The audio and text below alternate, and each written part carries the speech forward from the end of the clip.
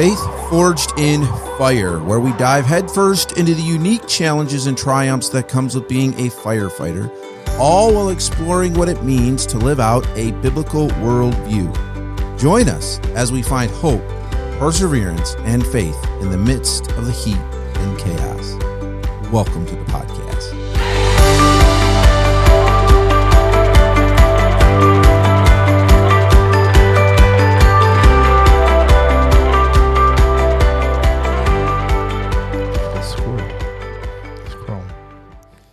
Testing. 1, 2, 3. The squirrel is chrome. That's one thing we definitely need. We need some way to get Smokey. I almost forgot. That's how uninvolved Smokey has been in the podcast lately. I know. Since we made this change, we don't know. We need a place for Smokey. Yeah. Badly. We have to, and we just, every time something good happens, we just got to move the tail or something, you know, yeah. Like the nutcracker thing. We got to have a, like a ding, ding, you know. Ding, ding. We've got a few of those on here. Well, with that in mind, welcome to the podcast. High hopes for today's episode. Ding, ding. Well, as you can see, if you are watching, Jake is not here again. This is a month and a half. Yeah, what's up with Jake? This is about the limit of his vacation time. He's burned up. Well, I think what that will do is give us the ability to look at analytics and see if the ratings trend upwards. And if they shoot through the rough, they're probably going to spike these last 2 weeks because we have Cameron. Yeah. Only because my mom will listen. Well, that'll double our listeners. Yeah, that's true. That's true. We all count on that. Yes. Well, anyways, so we have a great topic, and I actually have asked Cameron to come back for this one. If you didn't get to know Cameron, if you're listening to this and you don't know who Cameron is, go listen to last week's episode, and you'll get to know him a little bit. Brand new firefighter. So we got he's like 3 weeks into it now. So how's well, if that, I mean, it hasn't been. He's got one call under his belt, one fire truck ride under his belt. There's been plenty of calls, but they're all when I'm at work. Right. All right.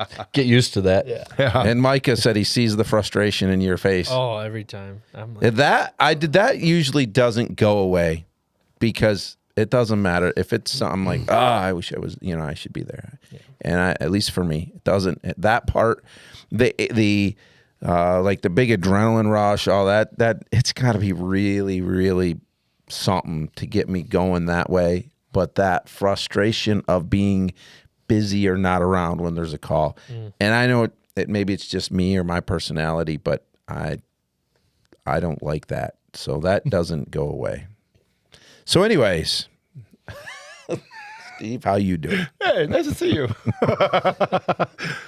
The vital role of sharpening each other's faith. We kind of try to do a couple things on this podcast. Well, we talk about faith and we talk about fire, faith, forged in fire. Right? But we kind of try to have some just good fire conversations, and we try to have some good faith conversations, and sometimes the two mix and sometimes they don't. Today's my mix, but really it's just this vital role of the role of sharpening each other's faith, right? From we think about the verse as iron sharpens iron,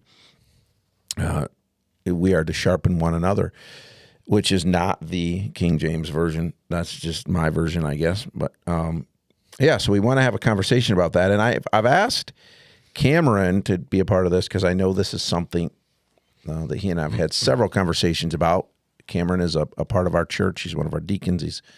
He might not fully embrace it, but he's one of the leaders in our church. People look up to Cameron in that leadership role. And this is one of the things. Better leaders to follow. No, actually, I will say this. Before I showed up today, he was very complimentary of you. The boss was complimentary of your work. Wow. So I got to call a spade. He was very complimentary. So Cameron told me he'd buy me some Red Flannel coffee. I figured that. I figured as long as I give him a shout out. I fooled him. So anyway, this really is something that Cameron is pretty passionate about. So I thought, well, hey, let's have him on for a second episode, and it worked out well because Jake has some family things, and he will be here, Lord willing, for next week's episode, but not this week. So it gave us another one. So I'm going to I have a lot of thoughts, but I'd rather, maybe this is putting Cameron on the spot too much, but I kind of turn it over to you a little bit. Man. Yeah. Cameron, just go at it, buddy. Don't worry. I do have a lot of thoughts towards this. And last Friday at the church we had, was it last Friday? Yeah, last Friday at the church we had. Time is irrelevant on this show, by the way, because we're recording it. Technically, it's like next week now. Yeah, next week. So 2 weeks ago. Now you understand. Now that you're here, you understand our confusion. See, it was all funny and laughing at us when we were doing it. Now he's here trying to figure out what day it is. Need like a calendar up there. We'll just rotate the fake calendar. To be clear, because I actually had somebody. So it's September 12th today. After all of this, somebody still asked me, "What are you guys talking about? We record a month's worth of episodes in one night, and we try." When we record the first show is the first week, the second show is the second week. Yeah. But occasionally the dice get scattered, and we that's might even record. worse. Oh. Yes, the first show is actually the third week, and the second show is the fourth week, and the third is the first. Because we're and fourth referring is, to last week, but it's next week, and yeah. And then people are going, are they drinking? What's going on over there? You know, and then Steve throws out a coffee promo that says you got to do it by a certain date. And the date was 2 weeks ago, and the podcast came out. Well, we don't know if somebody did it or not. The first person that comes up with a good idea by September 10th. Oh man! And this doesn't come out till the 12th. Yeah. Yeah. So there you go, Cameron. Hurry up, put in your submission. You'll be the only one. So after that derailment. But yeah, in our time right now, it would have been last week. I'm just going to make no references to time. Yeah. Good luck. It's very difficult. At some point in the past. Could have been a long time ago. It might have been not too long ago. Yeah, sure. So recently, we had a prayer meeting at the church, and it's just, this is something that's been kind of heavy on my mind with some of my own personal study and devotional time that I've had, but just spiritual warfare has been a lot on my mind. And so I led the group in just a time, just considering a few different things. And actually what we talked about then has nothing to do with what I'm about to say, but just the context of this is something that's been on my mind for a little while. And you actually referenced it in last week's podcast. Very good. Very good. Derail myself. He's hired. The Great Commission. And I know that in a lot of ways, like we don't typically think of that as a spiritual warfare passage, but just as I've been considering, spending some time in Matthew, thinking about that and spiritual warfare, if you've ever spent any time in New Testament survey, Matthew presents Christ as what? King. And I would go a step further and say, he must have learned from my class. No, I won't take any credit for that. I took a better one afterwards. Yeah, he needed to for sure. I would go a step further and say a conquering king. Yeah, I mean he's a victorious king, and so when the book, we would all agree is written intentionally. So the Gospel of Matthew ends with the Great Commission. And of course I don't have it perfectly memorized, though I should by now, but Christ ends it and he says, go, and Jesus said, sorry, let me get this straight. Matthew 28, verse 18. And Jesus came and said to them, all authority in heaven and on earth has been given to me. It's interesting that he begins with that statement when it comes to the Great Commission. He just has spent time, the cross and everything, the greatest spiritual cosmic victory that's ever happened in the history of ever. And he said, because of my accomplishment, all authority on heaven and earth is now given. And then he commissions his people to go and do what? Well, from what I'm, as I'm studying and looking at this, well, it's a reclaiming of what is rightfully his. This is a battle cry, if in many ways. He's saying, all authority, I have full command over it. This is all mine. Now go and retake my land. Go and make war against what is what was once the enemies. Go and reclaim all. Not that God ever lost control of the world, but like, there's some deep theological stuff there. But this is in a lot of ways, from one, my perspective, this is a battle cry. Right. He's not just saying, oh, go and teach gently, and like this isn't just it's not just niceties that are being said or recommended.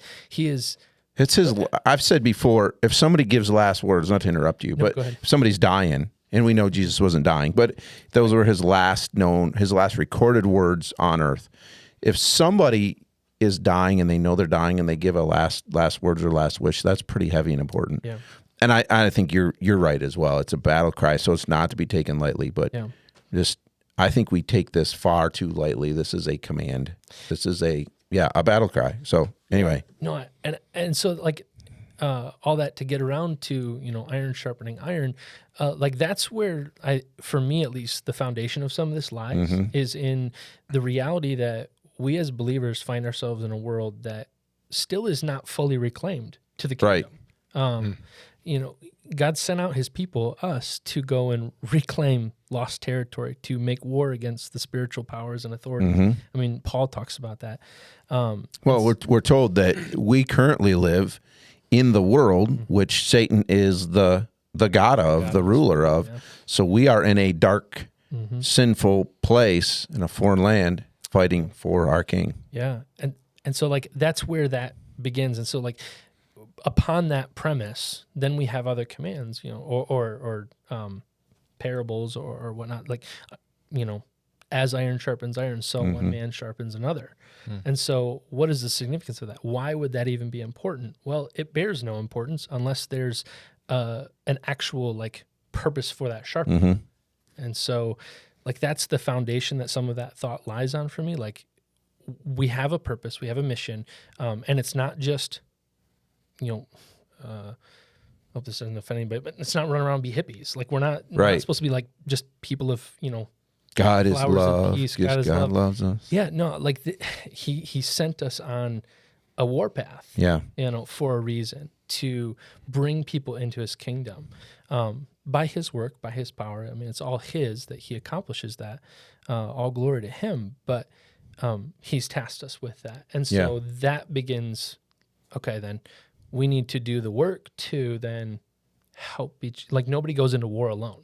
Right. No, and nobody wants to, and it even applies to the fire stuff. I remember you were telling a story, just, not to retell something that's already been said, but like, depending on who's at your back when you're at the nozzle, when you're going into a house, like that has a great measure of impact on your confidence when you're going in there. Right. Depending on how well the guy behind you is trained and things like that. So, it has a great deal of impact when we enter, the workplace or just the marketplace, with our lives. I mean, this applies to every believer everywhere. You're impacting different things everywhere you go, and hopefully you have and are building a community of people around you.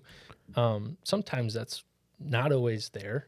Sometimes that's not easily shaped, but nobody wants to go into battle alone. Right. And nobody wants to go into battle with somebody who is ill-equipped. Well, let's flip that to something you said in the last podcast, and this pulls it back into why it's so important in the fire service. You said, I don't know exactly what I'm getting into, but I know that I have Christ, and I have other people who love Christ and know the word, who have my back. They're with me, right? Which that means now you're saying you're trusting me, you're trusting Rich, you're trusting Steve, you're trusting whoever, that they're going to come alongside of you and talk about the hard things with you, work through Scripture, literally let iron sharpen iron, so that you can keep doing what God has for you to do. It's vitally important that we do this, yet it is for some reason, and I think it's our culture and this culture that we've built as men, and I know that there are a lot of women, there's a lot of ladies that listen to our podcast, and there's a lot of women who are first responders, and we appreciate that, but for whatever reason, it's us men that make it so difficult to have those because we look at them as touchy-feely or whatever. But to just sit, I mean, thankfully in our church, we've begun to build this where we can just sit and have spiritual conversations. So I thought I'd call that out, right? Even just that importance of, man, that's how we're going to get through these difficult things in our life, especially as firefighters. Well, and what's tough is the culture, the worldly culture around us has made it, we make it that a man cannot talk about his feelings or can't talk about things, right? It's seen as a negative, right? You're weak, you're soft. And even in the fire service, right? I mean, how many times we talked about years ago what the fire service used to be, where the attitude was like, hey, suck it up, buddy, and be a man and just deal with it. And we know what that led to, unfortunately at times. So we have to realize that, the world, and the reason the world is telling us this, because again, Satan wants us to be separate from each other, right? He wants us to separate, because as he said, as we know, he sits as like a roaring lion waiting to devour. And united we stand, divided we fall. And he's just going to pick us off one at one. So in all reality, if we're listening to the culture, we're playing right into Satan's hands. That's exactly what he wants. When we can come together, and I think what's important about coming together too is that we need guys to do it, and then other people will follow along, because they're going to go, oh, that's pretty cool. He's making that. You know what? I like he's doing that. That's like encouraging me to go into. But nobody ever wants to take that first step. But no one wants to take the first step. So we need to find people that are not afraid to stand up and say, hey, you know what? This is the deal. I'm going to be transparent with you guys. I'm going to be open with you guys, and let's talk. Let's talk feelings. Let's talk spiritual stuff, whatever. And it just takes a trailblazer. God will use a trailblazer to open up that door for other people now to say, you know what? He's saying it's okay, and that's telling me that it's okay to have these conversations. We need, and you'll find once we get together as brothers and we have those conversations, how great we're going to feel. And know. So just remember, that's what the enemy is looking for, anything he can to divide us. And we have to remember that. And that's so much why, like, that I think that perspective has to be built off of the reality that we're in a spiritual war. Because if we don't take that thought process with it, then you lose all the seriousness to it. I mean, there's no point to really actually be serious about those things if there's no urgency to it. Right. And I think about how often, and I guess I say this from the context of thankful for where our church is. Not that we're perfect. We have a lot farther to go. But to see now how these conversations are normal instead of abnormal.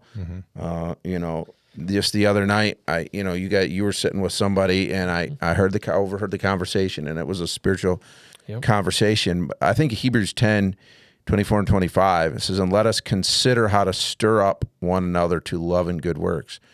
It literally meaning to study each other, study your fellow Christian firefighters, their lives, get to know them, see where they're struggling. Like, this takes some work. You said it. It's warfare. This is not passive. We're so passive so often in our faith. This is not passive. But it's to stir them up. And sometimes this stirring up is to, like, goad them, poke them, right? We're good at that as firefighters until it comes to the serious things. Right? We're good at riding each other until it's something serious. And then for some reason, that's when we change. But it's important. It's a command. Consider one another. Consider how to provoke them or to stir them up to love and good works, not neglecting to meet together as the habit of some, but encouraging one another all the more as you see the day drawing near. So to your point, Cameron, it's that urgency of things are getting worse, and we've got to keep each other going, and we've got to keep each other fighting. I mean, there's been times Rich and I've literally just had the conversation when he's been frustrated about, I mean, being a chief isn't always fun, and it's the reminder of why is he there? It's not necessarily to be the chief.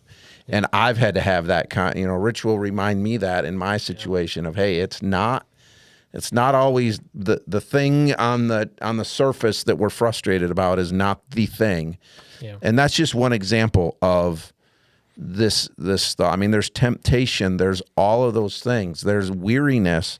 We had a conversation about this in our church of just this, why is spiritual growth so hard? We just get tired of fighting.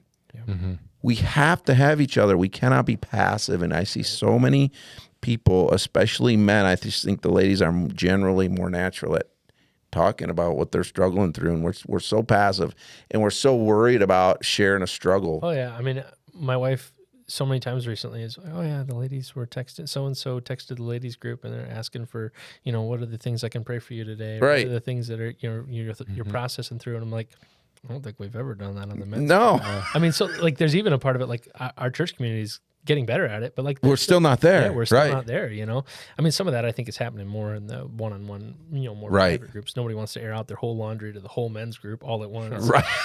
but right. But yeah, I mean, yeah, I had a thought and then it left me. But on the other side of that, because I've been preaching through progressive sanctification, we were having a conversation about it on a Sunday evening. And we were talking about how hard it is. And every single thing that somebody said, this is how I struggle, this is why this is so hard, were the same reasons I've struggled. And I said at the end, kind of jokingly, I said, well, I'm glad you guys all struggle with that because I don't. Point being, why are we so afraid to talk about what's so hard? Like we're the only one that struggles at this life? Yeah, I mean, no temptation has overtaken you except such as is common to man. Yeah, I mean, like all the things that we deal with are common to our fellow man. I mean, I think that's one of the most common lies of the enemy is just that, like, oh yeah, you're alone in that. Like you're the only one. Right. You're the only one that's struggling right now. Everybody else at the church, they're real healthy, but not you. Right. And I'm like, it's just foolishness. Yeah. But part of it is we believe it because everybody does such a good job of putting on that smile when they walk into church. Yep. And you ask them how they're doing. Oh, I'm doing great. So we believe that. Yeah. And then what do we tell them? Oh, I'm doing great. Yeah, me too. Or instead of like, look, I had a terrible week, man, and here's how. Well, that was a hesitation for me when I first came in here. I mean, you knew how messed up I was, and you walk in here and you're going like, yeah, I'm the biggest mess this church has ever seen. And everybody's like, oh, you're rich. Pat gives me the big old hug. And I'm like, okay, I'm really messed up. But these guys still accept me with open arms. Because we're all messed up. Yeah, absolutely. Every one of us. And I think in a lot of ways, we struggle with it. I see it. I see us struggling with unbelievers who are messed up as Christians. We kind of want them to conform to us so we're more comfortable. But we tend to do that much more easily, accept them and their mess than we do other Christians. Yeah.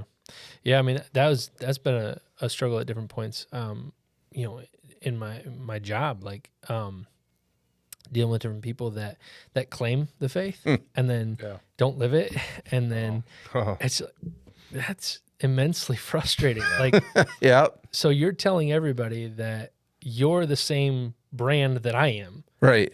Now you just insulted everything that the Lord has built in me, right? And the work that the Lord has done, and I'm like, part of it just makes me like, I don't even want to call myself that if that's the reputation that you've built for that. Right. And so it's like, man, especially knowing too, like everything that a believer should be, or at least what they should be striving for. Like, and then there's those that like don't even look like they're trying. Sometimes I mean, man, maybe they are, and maybe we need to come alongside them a little bit better. Right. Like that was, I had that scenario with several coworkers a while back. Just like, young guy in the faith, dealing with some things, coming alongside him and asking some hard questions and having some hard conversations. And then it was like, okay, this makes sense. As I've asked, as I've, gotten to know him a little bit more, as we've worked together a little bit more, like I guess what I'm trying to say, you have to sometimes build that relationship a little bit better before you can have those conversations. You can't just jump right in there day one or whatever, right? Even week one, year one sometimes, and just ask for all their dirty laundry so that you can help, sharpen them. Right. Like there's got to be some relationship there. There was many, dinners out at the restaurant, or rounds on the disc golf course, or things like that. Just things that intentional investment, so that you can get to know them and their lives, so that then you have the space that they'll allow you to speak into that.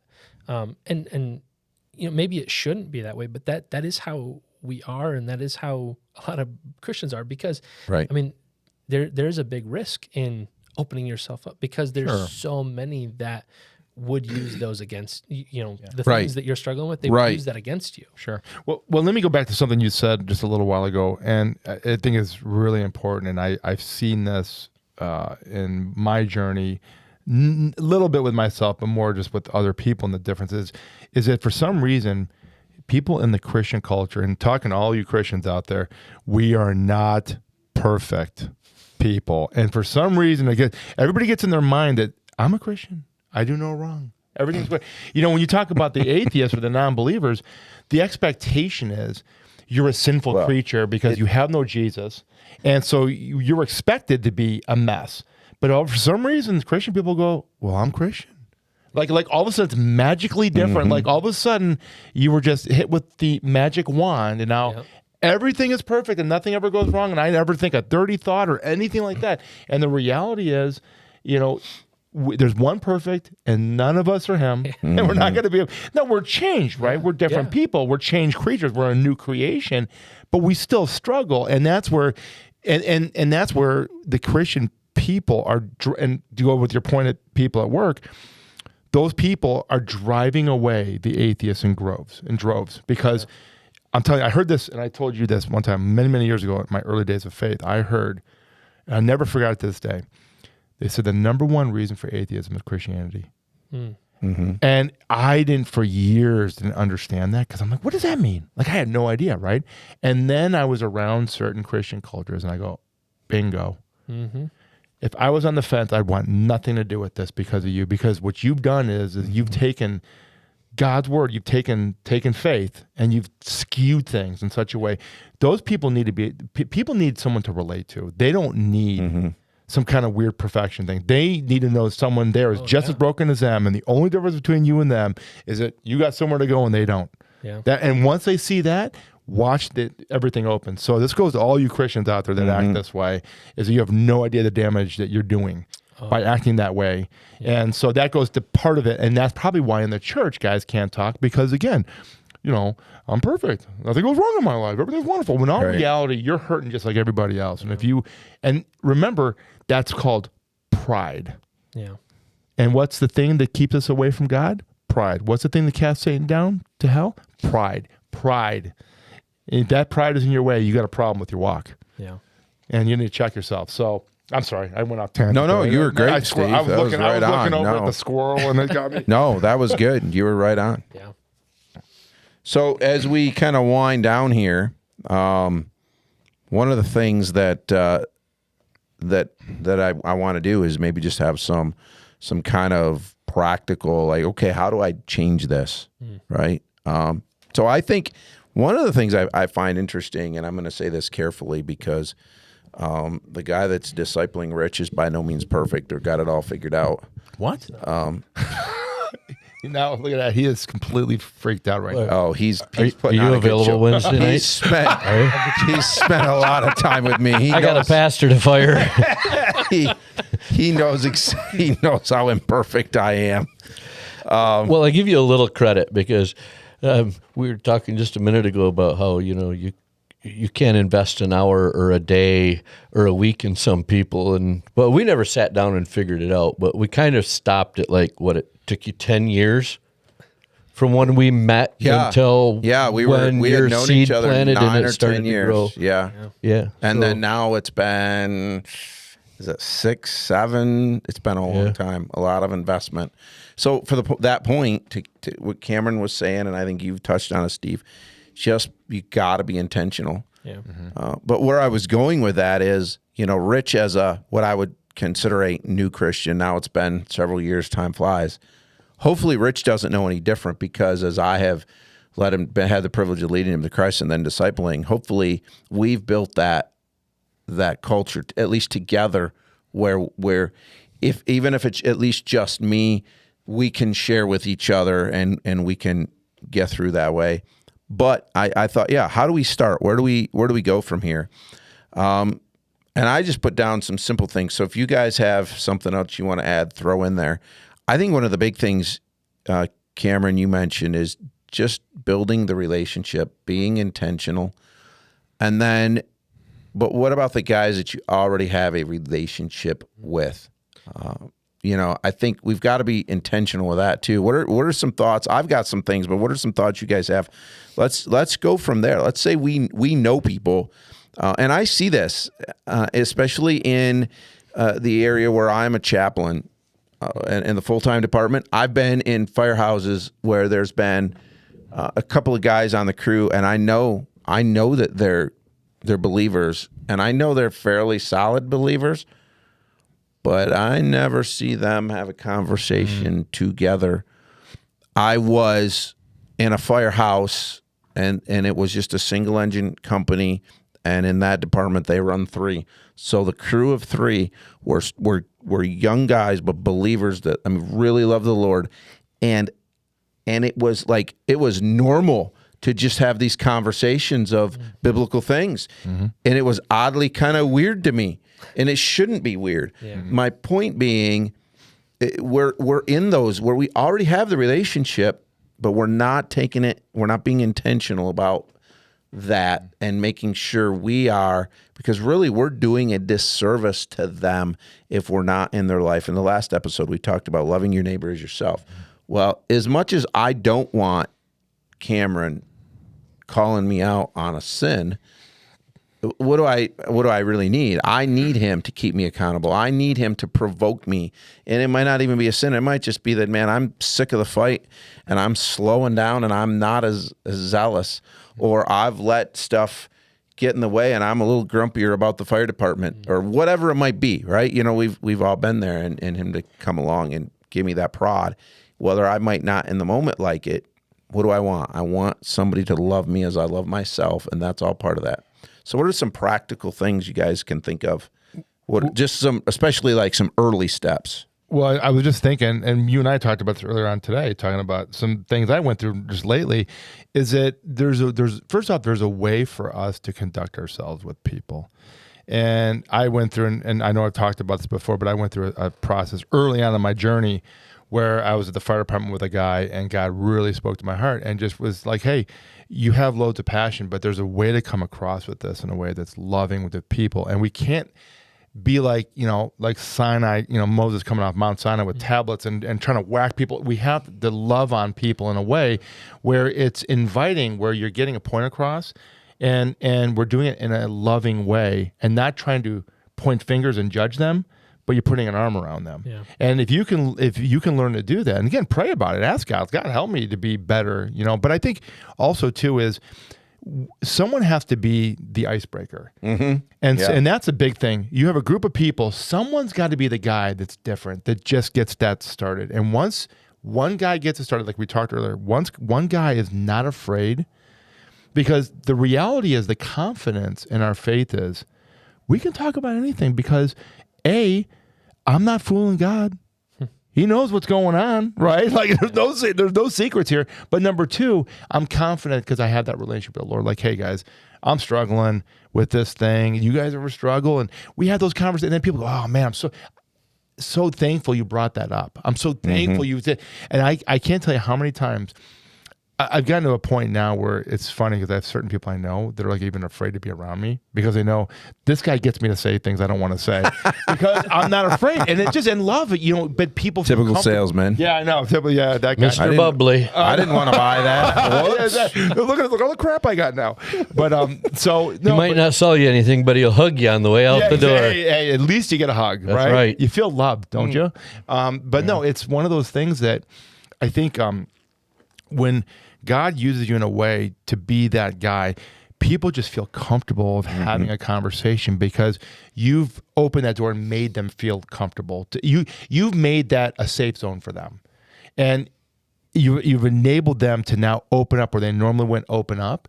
And it's scary for some people, right, to open up. But you've enabled that conversation. And when you come around and you're like, hey, come here, it's just me and you, and this ain't going anywhere, put an arm around a guy, it opens up such a great dialogue. And I've had so many incredible conversations that God's really provided that moment.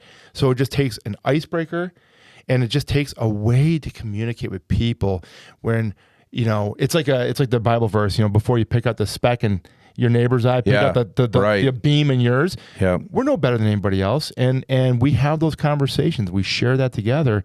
And once we do that, you'd be surprised on the conversation you have. Yeah. And I think that's huge. Yeah, but I would say to be genuine, to your point, and that's not, you're not saying not to be, but I think we can easily like kind of come up with this thing of like, well, I'm gonna give you my, we see it in shows. That's kind of what I was thinking about when you're saying that, Steve. Like, well, I'm gonna give my darkest secret, and it's kind of like nothing, trying to pull something out of somebody else. It's not about that. It's about being genuine. Being genuine, right? Yeah. I mean, and saying, I'm gonna here's where I am. And it might take a few times. You might be the weird guy for a while. Yeah. But if you're willing to fight a battle, you're going to keep going. Well, and I think too, like, I mean, that's something that is worse. Like, you're probably going to have to break the ice a few times. Like, the ice isn't just going to shatter and all melt away the first time you try to have a conversation. Right. Like, it's going to take a couple times, trying here and there, trying to figure out where the connection is between, you and this other person you're trying to connect with or whatever. But also the fact that like not all this revolves around where we struggle. Like, right, I think there's a big, like, yes, that's a huge issue for a lot of times, especially us as men. Like, we struggle to air that out, to share that with each other. Mm-hmm. Like, I think about it now, and a lot of times the conversations I'm having, with one of your, faithful listeners at the lunch table. He knows I'm referring to him. A lot of those conversations I'm having with him. And one of Jake's best customers, by the way. Yes. Oh, really? Okay. Yeah. Oh, yeah. Yeah, very much so. A lot of the conversations I'm having with him aren't necessarily about where we're struggling. Yes, right. It's just sharing encouraging things that we're, read this, think Right. about that, Yep. processing this. I mean, it helps that, he's my brother-in-law. He's, my discipler at the church. Like, I have a very broad spectrum of relationships with him, and so that's been built over years of time. But like, but there were points in that where like I went to him and like, I know we're already in a discipleship relationship, but I want to make it like plain. You have permission to correct me. Like, tell me when I'm in error. Right. So like sometimes that just has to be said as well. But like, a lot of this doesn't just have to be, hey, what's your dirty laundry? This is mine. Yeah, I think that's an excellent point because so much of that, I think when we approach it on neutral ground of this Right. is where this is what I'm learning, this is what I'm studying, this is what I'm processing through, then it's not this back and forth of, I've said it too many times, dirty laundry. Right. Like this, my sin, your sin, whatever. Then we're just approaching it on the neutral grounds of, this is the scriptures that I'm processing through. This is the sermon that was at church. This is where I don't know if I agree with what Pastor said or whatever. Right. Like, I disagree with you all the time, Pastor and Mike, and I talk about it. Yeah. Well, and please, and let me. it's all right. I got him. I sucked him into the fire service. Yeah. I get the last laugh. Yeah, and let me interject you. I'm sorry, I didn't mean it like it's a psychology session. No, where you're like, no, go we ahead, get on the couch, and I'm like, well, we're going to talk. And Right. No, I mean, I meant like you just having when you're open in conversation, Right. like you were saying, even just sometimes a simple thought of like, oh man, I've been really having a hard time with some stuff, and they go, oh, that's kind of cool. Like in their mind, they're going, Right. that's pretty neat, man. That guy is willing to. It's not that everything is wonderful all the time. Oh, there's actually a little bloop of something going on here, and he's opening that door. And so now it just opens up that dialogue because like you were saying, struggles are different for everybody. Yeah. What I may be struggling with, you have nothing to do with, and what you're struggling with, I have nothing to do. But it opens up that dialogue of having a conversation where a guy feels comfortable. Like, hey, man, can I have a word with you on something, man? Something I'm really having a hard time with right now. And you have a great conversation. You pray together and everything. So, yeah, I think you're right. You hit it really well. Yeah, and I think the other side of that is even just thinking through it, being intentional and going, okay, we think through stuff. We may think through a point in the sermon, or we think through something we've read in Scripture, but do we share that with other people? We talked about this in the podcast last week. It didn't surprise me, though. In some ways, it came across as sudden in a sense that Cameron joined the fire department. Didn't surprise me because we already had that conversation of this burden that he was working through of, hey, I'm not involved in my community the way that I would. That's not what I would consider like a struggle kind of thing, right? But that's a burden that you are wrestling through. And sometimes it's even that simple of a thing. And you don't know this, but I went, and I filed that away and I started praying about that for Cameron. So when he said yes to the fire service the way that he did, I didn't know the whole story yet, but I did know oh yeah, this is what he's been praying for. This is what he's been struggling with is in that way, right? Not like, well, I'm struggling with this sin or whatever, but just this burden. Yep. This was the answer to that prayer. And I think all of those things. So that was one of my first things. And maybe what I'll do is, since we're running out of time again, we can't have Cameron on all the time. I know, Cameron, you're really dragging this thing out. He did say after the last one, he said, I have no regard for anybody's schedule. So we will fully. He's getting paid by the hour. Yeah, that's right. What's funny is when Jake comes on, he's like, listen, let's get going. We're getting out of here. Time to go. See you next week, you know? Yeah. Well, he's out there telling us, hurry up. Is he really? Oh, jeez. So anyways, that's one of the things. Just start with gratitude. Yeah. So what are some things we're thankful for? What are some things we're learning? I would challenge you to think about how often in your conversations throughout the day do you have spiritual conversations with anybody, even to your point, even if it's not something we're struggling with, but maybe something we're thankful for, something that's an answer to prayer. You know, something as simple for Cameron. He has a conversation with somebody at church or somebody in his family, somebody he knows, and says, well, I just joined the fire department. Well, we often can talk about that at that level, but what about going the next step and saying, here's why this is so exciting to me, and it doesn't have anything to do with the fire department, because God answered my prayer, and here's what my burden was, and because that's gonna provoke somebody else to go, what am I doing, right? How am I approaching life? So just trying to talk through those things like, how can I pray for you this week? What's something God's been showing you in his word? Here's what I've been learning, kind of thing. Yep. Just using scripture as a bridge. Like, hey man, I've really been thinking about this verse, and you just said this, and this is where this ties in. Taking the time even just to pray with people, just simple things of making sure that we're spending the time to talk about spiritual things together. Mm-hmm. So I hope this has been a help. I hope you take this away realizing that this is important, and we have to really purpose in our heart and be intentional about this thing. Yeah. Mm-hmm. All right, Steve, you're really good at this, Mr. Salesman. I do like this, though. I wonder if his bosses are. You said, I hope my bosses aren't listening last week, and he just literally said, when I was picking on him about being a salesman, how did I get all this crap I just bought? So apparently he doesn't even have faith in the things he's selling. I do. I'm going to have a phone call. I need to talk to your boss and let him know that the things you're selling, you just think it's junk.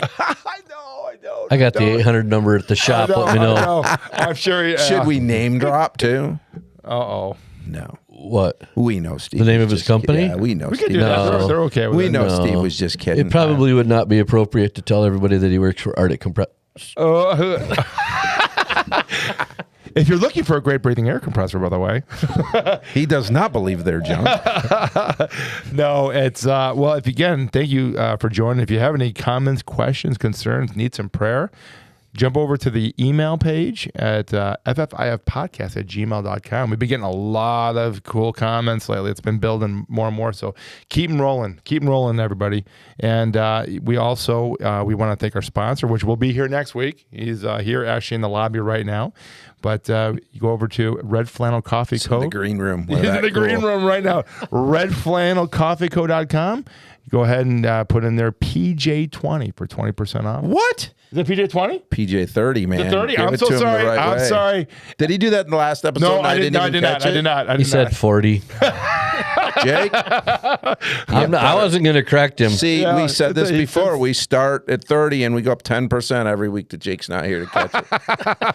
So listen next week. If Jake's not here, it'll be free. Yeah, exactly. You go to PJ30 and put that in the promo code, and you get 30% off your coffee purchase. And also, too, just make sure wherever you listen to podcasts, come find us and look for that Faith Forged in Fire podcast and listen to us. Please share it with anybody that you feel can get at least a good laugh. If anything, get a good laugh, right? And we have a cool new guy here, too, that's going to help us out, Cameron. So you can check out Cameron and give him some kudos and a pat on the back that he's doing an okay job here for his first time. So, but a lot better than you did. A lot better than I did. I was awful my first. I still get made fun of because of it. So, but no, thank you so much. We'll look forward to next week. We're going to talk about these guys and their first calls. Oh, that's right. That is next week. That's Hey, next and by week. the way, By the way, because I'm probably going to get asked about this at some point, we do have an idea. We were given a listener idea via the email for how we can give away the fire trucks that we have. If you guys have been listening, we have some fire trucks. We're going to save that for the last episode of September. We'll talk about that. So we'll roll into October with a challenge to give away some fire trucks. Me, actually, because I have no idea what you're talking about. But I know about the trucks. But this is a guy who answers. Apparently, he doesn't read the emails. I did read the email. I'm sorry. You know, you're right. You know, he wrote them. He should probably read it out. Not spelling errors, huh? Well, hey, thank you so much. We'll see you next week. Frank, take care. See you, TJ.